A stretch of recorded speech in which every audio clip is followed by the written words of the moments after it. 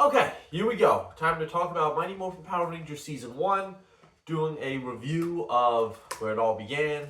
So, what I started to do was a rewatch from the very beginning, and I figured I'll do an actual review in chunks.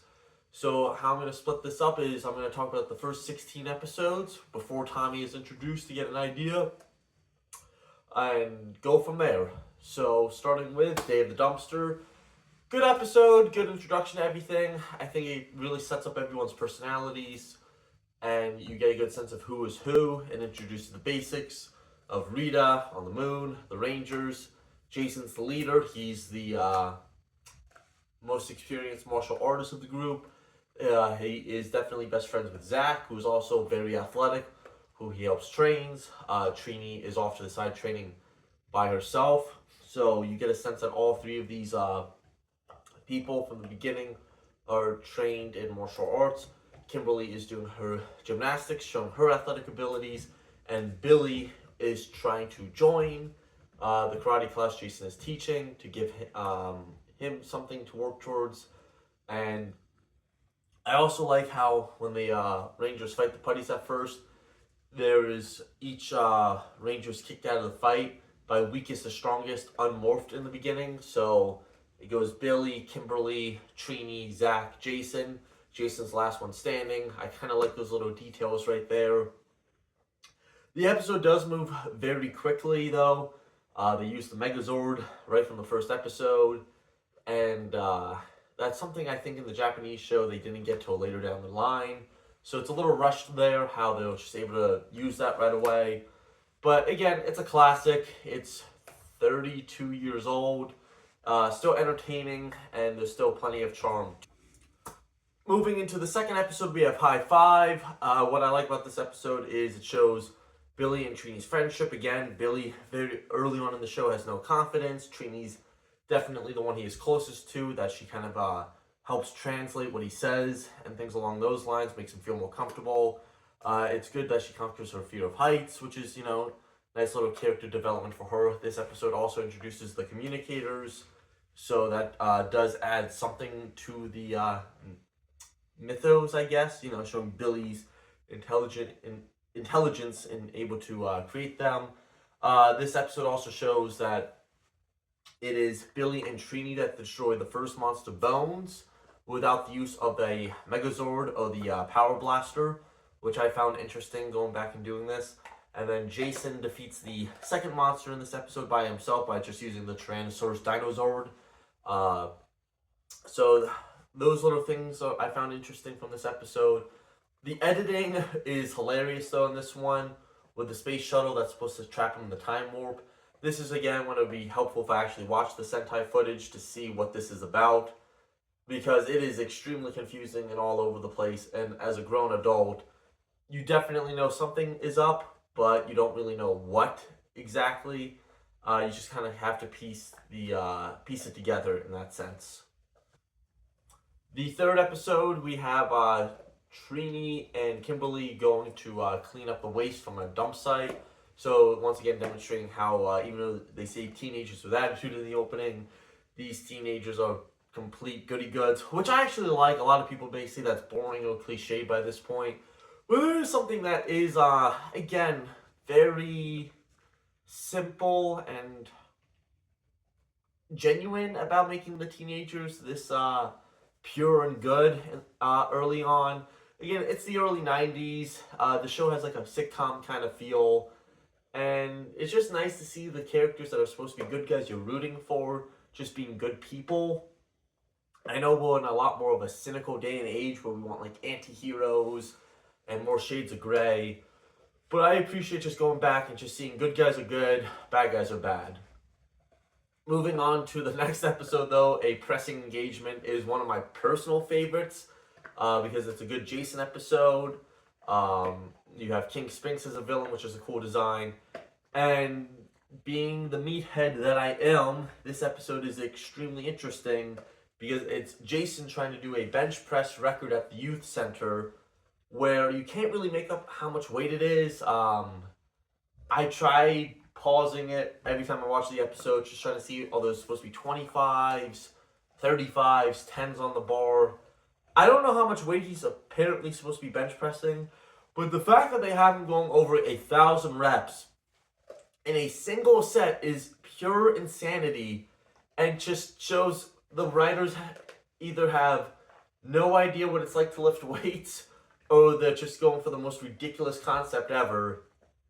I always find that just extremely hilarious when watching this episode that you have them have Jason performing over 1,000 reps in a single set to get some type of bench press record at the youth center, and that the one holding the record before him is Bulk, who would just not have the endurance to bench press that many reps. So just once again, as a meathead, as a gym goer perspective, this episode is insane, and I love it because of that. But what does bug me is the gym etiquette in this episode. Kimberly and Zach really are screwing up Jason early on here with blowing the bubbles, the skateboarding and everything. That type of stuff, I would lose my mind if I'm lifting in the gym and people are goofing off that much. That is what drives me insane the most. And again, it's a nice, simple show for kids, but when Zach asks for his forgiveness early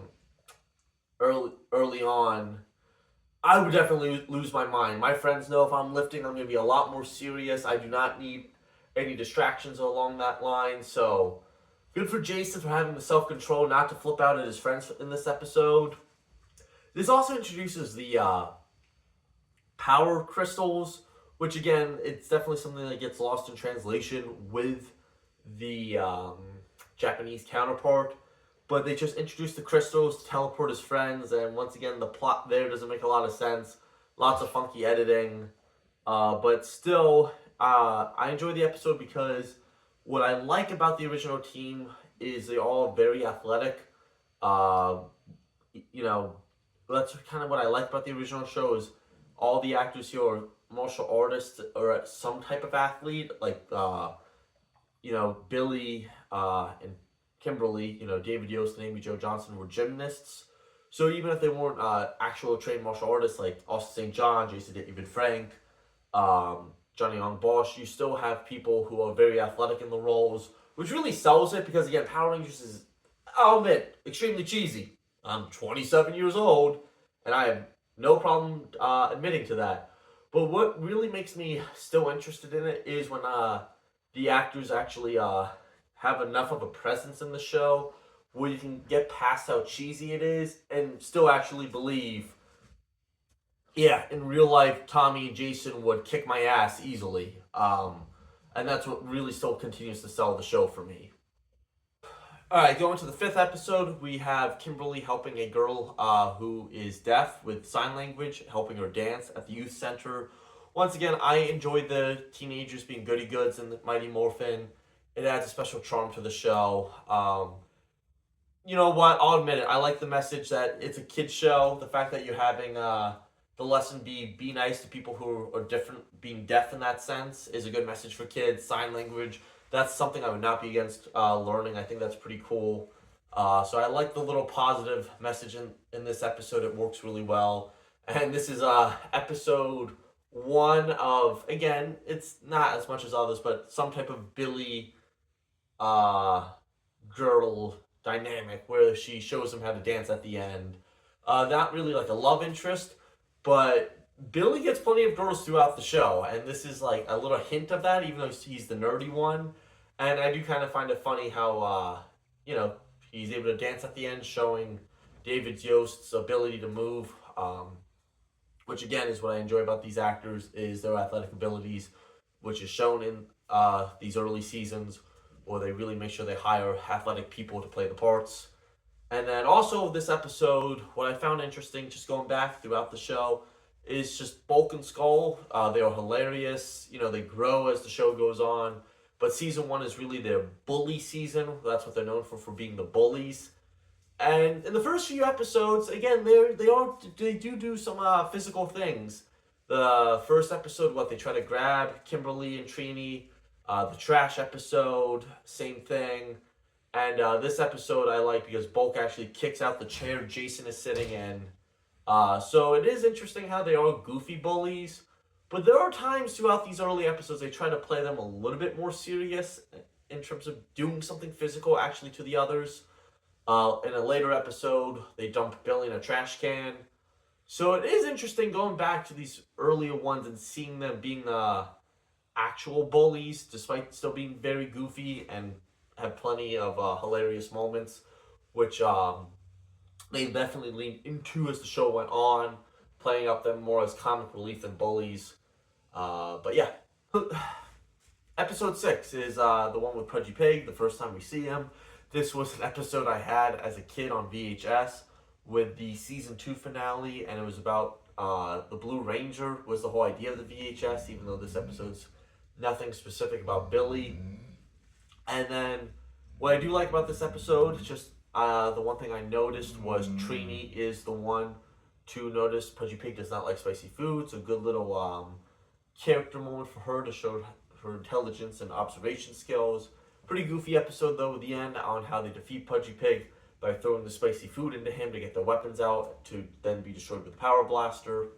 Episode 7 and 8, Kimberly and Trini are big sisters, so they go to Sylvia, right? Just once again showing the teenagers going out of their way to help other kids. This episode also introduces the Rad book, which is silly, but once again adds to the charm of the original show. Then the episode after that, Billy is helping Willie. Real creative naming right there for the kid with his science fair project, right? This episode, I like it. Again, it's showing Billy helping the kid. They have to save him against Eye Guy, which is a cool monster design. One thing that did bug me about this episode is when they attack in the park early on, there's this weird fight scene with a bunch of like slow motion and stuff.